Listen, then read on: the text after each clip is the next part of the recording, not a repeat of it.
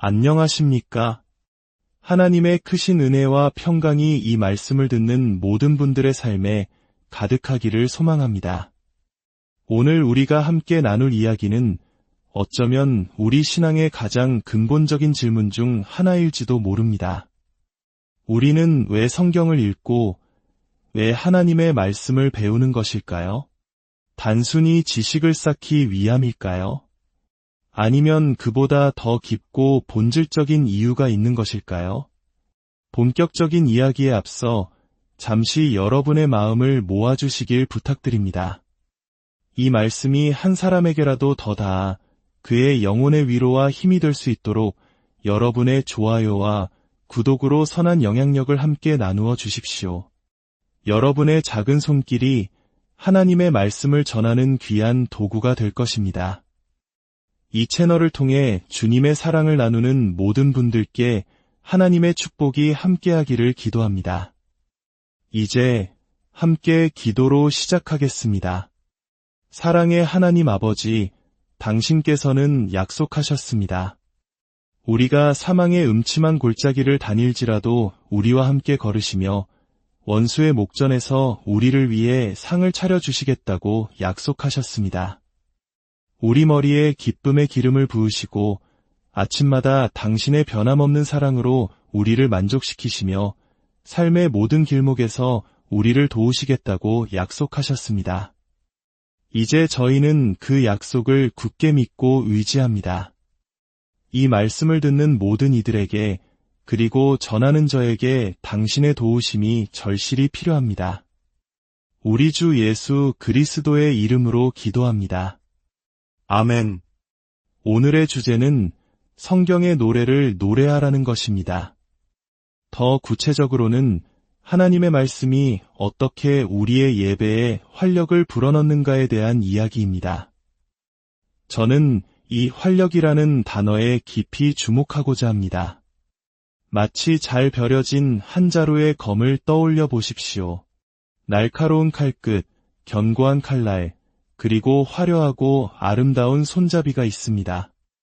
여기서 칼끝은 성경의 노래들이며 칼날과 손잡이는 하나님의 말씀 전체입니다. 그리고 이 말씀의 검이 나아가야 할 목표는 우리의 예배를 가로막는 모든 장애물을 뚫고 들어가 그 예배를 인도하고 마침내 활력을 불어넣는 것입니다. 여기서 우리는 신앙의 아주 중요한 원리를 발견하게 됩니다. 바로 하나님을 향한 올바른 감정은 하나님에 대한 올바른 생각의 궁극적인 목표라는 것입니다. 다시 말해 하나님을 향한 올바른 느낌은 하나님에 대한 올바른 교리의 목표이며 하나님을 향한 뜨거운 애정은 하나님에 대한 참된 진술의 목표입니다. 이는 곧 영감으로 쓰여진 무오한 하나님의 말씀, 즉 성경이 존재하는 이유가 바로 하나님을 향한 올바른 감정을 창조하고 인도하며 활력을 불어넣기 위함이라는 뜻입니다. 성경은 하나님에 대한 올바른 감정과 느낌을 만들고 유지하고 이끌어주기 위해 존재합니다. 그러므로 성경의 진리를 파악하는 우리의 이성과 마음은 하나님을 뜨겁게 느끼는 우리의 가슴을 섬기기 위해 존재합니다. 하나님에 대한 올바른 생각은 하나님에 대한 올바른 느낌을 위해 존재하고 성경적인 명제들은 하나님께 영광을 돌리는 성경적인 열정을 위해 존재합니다. 물론 어떤 면에서는 그 반대도 사실입니다. 올바른 감정은 올바른 생각을 돕습니다. 만약 당신이 하나님을 사랑한다면 성경을 더 잘 이해하게 될 것입니다. 반대로 하나님을 미워한다면 성경의 모든 부분을 왜곡하게 될 것입니다. 하지만 설령 그렇다 하더라도 올바른 애정의 도움으로 도달한 올바른 해석 그 자체가 목적은 아닙니다. 그 해석의 최종 목표는 더 깊고 더 높은 차원의 감정으로 나아가는 것입니다. 올바른 생각은 결코 그 자체로 최종 목적지가 될 수 없습니다. 인간의 가장 중요한 목적인 하나님을 영화롭게 하는 것에 있어서 하나님을 향한 감정은 하나님을 향한 생각이 갖지 못하는 궁극적인 자리를 차지하고 있습니다. 물론 둘 다 필수적입니다. 둘 중 하나라도 없다면 우리는 성경을 가질 이유가 없을 것입니다. 하지만 그 둘의 역할은 동등하지 않습니다. 하나는 다른 하나의 목표로서 더 궁극적이고 다른 하나는 그 목표를 위한 종으로서 덜 궁극적입니다. 생각은 종이며 감정은 목표입니다. 진리를 아는 것은 종이며 사랑을 느끼는 것은 목표입니다. 성경의 가사는 불쏘시개이며 하나님을 향한 애정은 타오르는 불꽃입니다. 제가 왜 이 점을 이토록 강조하는 것일까요? 우리가 앞으로 성경 말씀을 우리 찬송에 담아야 한다는 이야기를 더 많이 하게 될 것이기 때문입니다. 그때 누구도 성경 그 자체가, 진리 그 자체가, 혹은 가사 그 자체가 목적이라고 오해해서는 안 됩니다. 그것들은 모두 하나님을 향한 감정으로 나아가는 수단입니다. 과연 성경이 정말 그렇게 가르치고 있을까요? 아니면 이것은 저의 개인적인 생각일까요? 이성이 가슴을 섬기고 생각이 감정을 섬긴다는 것을 성경 어디에서 찾아볼 수 있을까요? 제 대답은 모든 곳입니다. 창세기부터 요한계시록까지 그 패턴은 동일합니다. 이제 성경 속으로 함께 들어가 그 증거들을 직접 확인해 보겠습니다. 시편 16편 8절에서 10절입니다. 내가 여호와를 항상 내 앞에 모심이여 그가 나의 오른쪽에 계심으로 내가 흔들리지 아니하리로다. 이러므로 나의 마음이 기쁘고 나의 영광도 즐거워하며. 그리고 10절은 그 이유를 설명합니다. 이는 주께서 내 영혼을 수월에 버리지 아니하시며 주의 거룩한 자를 멸망시키지 않으실 것임이니이다. 보십시오. 하나님께서 저에게 진리를 보여주셨습니다. 그분은 내 오른편에 계시며 나를 흔들리지 않게 하실 것이라는 위대한 현실입니다. 이것은 우리가 노래해야 할 진리입니다. 왜입니까? 이러므로 나의 마음이 기쁘기 때문입니다. 진리가 기쁨을 섬기고 있습니다. 이 패턴은 성경 전체에 걸쳐 반복됩니다. 이 순서를 뒤집으려 하는 것은 창조 속에 담긴 하나님의 전체 설계를 망가뜨리는 것과 같습니다. 내가 기쁘기 때문에 그 감정을 토대로 나의 교리를 세우리라고 말할 수는 없습니다. 감정이 교리를 지배하는 것이 아닙니다. 교리가 감정을 위해 존재합니다. 시편 47편 1절과 2절입니다. 너희 만민들아 손바닥을 치고 즐거운 소리로 하나님께 외칠지어다. 지존하신 여호와는 두려우시고 온 땅의 큰 왕이 되심이로다. 여기에 위대한 진리가 있습니다. 하나님은 온 땅 위에서 경외받으실 분이며 위대한 왕이시라는 진리입니다. 그러므로 손뼉을 치고 기쁨으로 외치십시오. 진리가 손뼉을 치는 행위를, 교리가 기쁨을 섬기고 있는 것입니다. 시편 99편 2절입니다. 우리가 감사함으로 그 앞에 나아가며 시를 지어 즐거이 그를 노래하자. 여호와는 크신 하나님이시오. 이것은 노래해야 할 필수적인 교리입니다. 왜 이 교리가 성경에 기록되어 있을까요? 왜 우리에게 선포되었을까요? 바로 우리가 감사함으로 그분 앞에 나아가고 즐거운 소리로 그를 노래하게 하기 위함입니다. 교리가 기쁨을 섬기고 이성이 가슴을 섬깁니다. 시편 100편은 이 원리를 가장 아름답게 보여주는 찬송입니다. 이 시편은 4개의 연으로 구성되어 있는데 놀랍게도 첫 번째와 세 번째 연은 감정의 연이고 두 번째와 네 번째 연은 교리의 연입니다. 첫 번째 감정의 연입니다. 온 땅이여 여호와께 즐거운 찬송을 부를지어다. 기쁨으로 여호와를 섬기며 노래하면서 그의 앞에 나아갈지어다. 이것은 명령입니다. 선택사항이 아닙니다. 이것을 느끼라는 하나님의 명령입니다. 두 번째 교리의 연이 그 이유를 설명합니다. 여호와가 우리 하나님이신 줄 너희는 알지어다. 그는 우리를 지으신 이요 우리는 그의 것이니 그의 백성이요 그의 기르시는 양이로다. 이 순서는 결코 우연이 아닙니다. 세 번째 감정의 연이 다시 나옵니다. 감사함으로 그의 문에 들어가며 찬송함으로 그의 궁정에 들어가서 그에게 감사하며 그의 이름을 송축할지어다. 그리고 네 번째 교리의 연이 웅장하게 그 이유를 밝힙니다. 여호와는 선하시니 그의 인자하심이 영원하고 그의 성실하심이 대대에 이르리로다. 이 얼마나 위대한 진리입니까? 이 모든 진리, 모든 교리, 모든 하나님의 영광은 감사함으로 그의 궁정에 들어가라, 그의 찬송을 노래하라, 주 안에서 기뻐하라, 즐거운 소리를 내라는 감정의 명령을 섬기고 있습니다. 하나님의 말씀은 신학자들의 지적 유희를 위해 존재하는 것이 아닙니다. 알기 때문에 느끼십시오.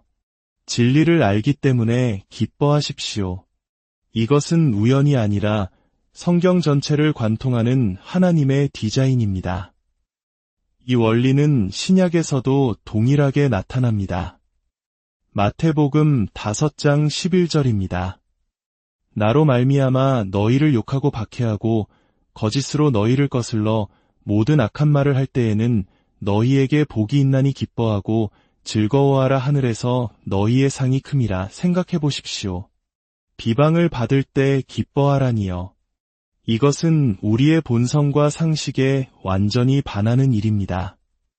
어떻게 그렇게 반문화적인 감정을 가질 수 있을까요?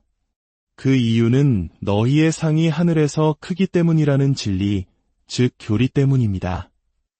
예수님은 우리가 하늘의 상이 크다는 진리를 머리로 올바르게 할 때 그것이 비방 앞에서도 기쁨을 만들어낼 것이라고 진정으로 믿으셨습니다. 이것이 바로 하나님께서 우리의 뇌와 가슴 사이에 설계해 놓으신 놀랍고 영광스러운 관계입니다. 머리가 박해의 순간에 가슴을 섬기는 것입니다. 누가복음 10장에서도 마찬가지입니다. 예수님은 제자들에게 귀신을 제어하는 권능을 주시고 말씀하십니다. 그러나 귀신들이 너희에게 항복하는 것으로 기뻐하지 말고 너희 이름이 하늘에 기록된 것으로 기뻐하라. 여기에 진리가 있습니다. 하나님의 자녀여, 당신의 이름은 하늘에 기록되어 있습니다. 그 영광스럽고 장엄한 진리는 당신의 기쁨을 섬기기 위해 존재합니다. 로마서 5장에서는 우리가 환난 중에도 즐거워하나니 이는 환난은 인내를, 인내는 연단을, 연단은 소망을 이루는 줄 알미로다 라고 말합니다. 알기 때문에 즐거워하는 것입니다. 당신은 고난이 인내를 낳고 인내가 인격을, 인격이 소망을 낳는다는 것을 압니다. 그리고 그 소망이 영원히 우리를 부끄럽게 하지 않을 것을 압니다. 그러므로 환난 중에도 기뻐하는 것입니다. 알미 느낌을 섬기고 있습니다. 야고보서 1장 역시 내 형제들아 너희가 여러 가지 시험을 당하거든 온전히 기쁘게 여기라. 이는 너희 믿음의 시련이 인내를 만들어내는 줄 너희가 알미라고 선포합니다. 알기 때문에 기뻐하십시오. 알미 기쁨을 섬깁니다. 이것이 성경의 패턴입니다. 그렇다면 마지막 질문이 남습니다. 하나님은 왜 세상을 이렇게 설계하셨을까요? 왜 이성은 가슴을 섬기고 생각은 감정을 섬기도록 만드셨을까요? 왜 감정은 궁극적인 목표의 자리를 차지하고 생각은 그것을 위한 종의 역할을 하도록 하셨을까요? 이 질문에 답하기 위해 잠시 인공지능에 대한 흥미로운 사고 실험을 해보겠습니다. 인공지능은 컴퓨터가 인간의 학습, 이해, 문제 해결, 의사결정 등을 모방하는 기술입니다.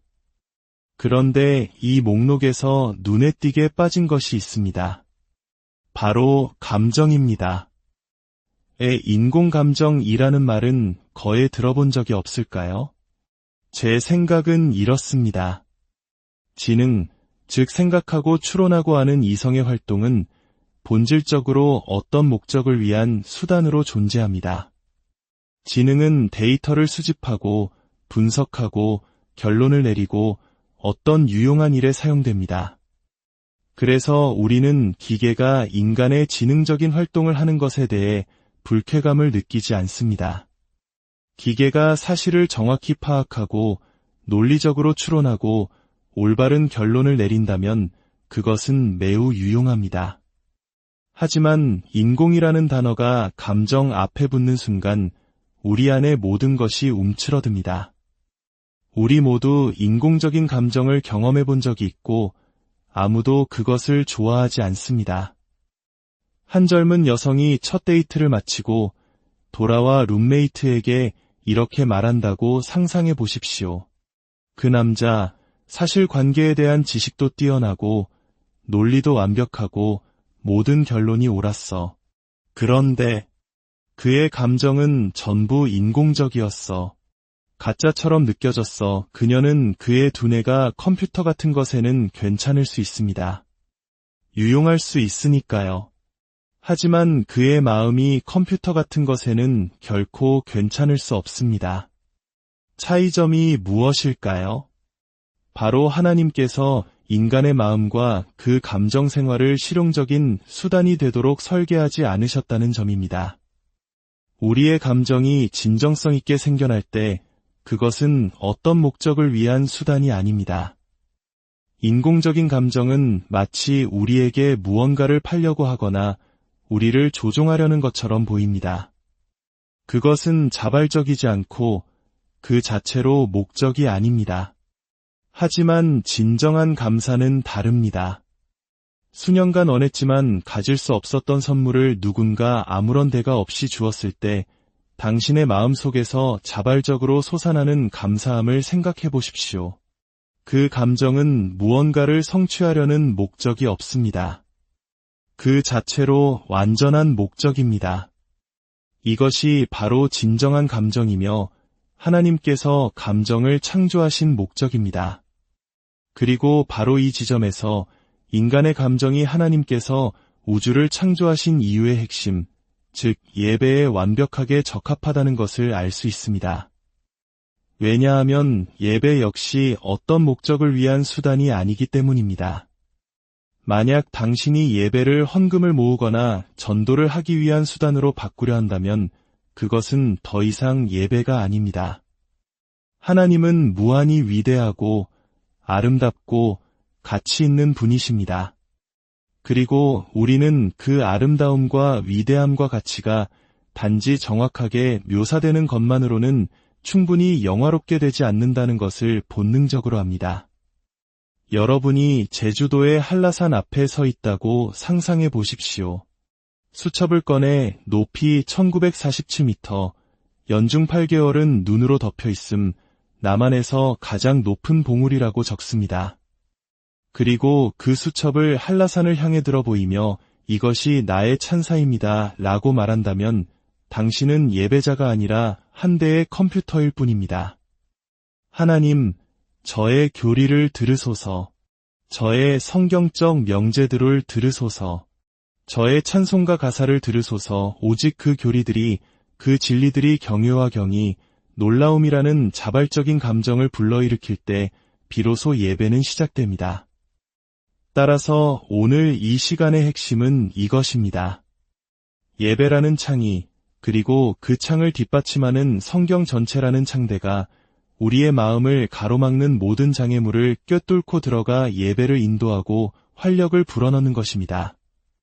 그리고 그 활력을 불어넣는다는 것의 진정한 의미는 하나님의 설계 그대로 성경적 진리 없이는 성경적 애정이 없고 성경적 명제 없이는 성경적 열정이 없으며 성경적 교리 없이는 성경적 기쁨이 없다는 것을 깨닫는 것입니다. 하지만 성경적 진리와 교리로 가득 찬 하나님의 말씀이 노래 불려질 때 하나님의 아들은 마땅히 그래야 한 것처럼 무한히 영광스러운 목적 그 자체로서 맛보아지고 즐거워지고 기뻐하게 될 것입니다. 하나님께서 당신의 모든 날 동안 선하심과 인자하심으로 당신을 따르시고 추격하신다는 그 진리를 알 때 사망의 음침한 골짜기 속에서도 당신의 마음 속에는 하나님을 향한 두려움 없는 애정이 솟아오를 것입니다. 그리고 그것이 바로 하나님께서 의도하신 방식입니다. 아버지 하나님, 이 말씀을 듣는 모든 이들의 마음이 그들의 이성으로부터 좋은 섬김을 받게 하여 주시옵소서. 우리의 감정이 우리의 생각에 의해 올바르게 섬김을 받게 하시고 우리의 기쁨이 우리가 노래하는 교리에 의해 섬김을 받게 하여 주시옵소서. 그리하여 우리의 예배가 살아 숨쉬고 진정한 활력을 얻게 하옵소서. 우리 주 예수 그리스도의 이름으로 기도합니다.